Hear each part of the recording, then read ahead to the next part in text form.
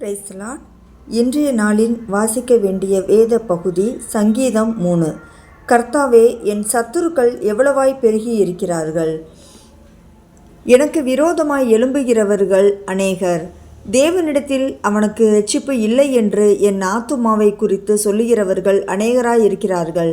ஆனாலும் கர்த்தாவே, நீர் என் கேடகமும் என் மகிமையும் என் தலையை உயர்த்துகிறவருமாயிருக்கிறீர். நான் கர்த்தரை நோக்கி சத்தமிட்டு கூப்பிட்டேன். அவர் தமது பரிசுத்த பர்வதத்தில் இருந்து எனக்கு செவி கொடுத்தார். நான் படுத்து நித்திரை செய்தேன், விழித்து கொண்டேன். கர்த்தர் என்னை தாங்குகிறார். எனக்கு விரோதமாக சுற்றிலும் படையெடுத்து வருகிற 10,000 பேருக்கும் நான் பயப்படேன். கர்த்தாவே, எழுந்தருளும். என் தேவனே, என்னை இரட்சியும். நீர் என் பகைஞர் எல்லாரையும் தாடையிலே அடித்து துன்மார்க்கருடைய பற்களை தகர்த்து போட்டீர். இரட்சிப்பு கர்த்தருடையது. தேவரீருடைய ஆசீர்வாதம் உம்முடைய ஜனத்தின் மேல் இருப்பதாக. ஆமென்.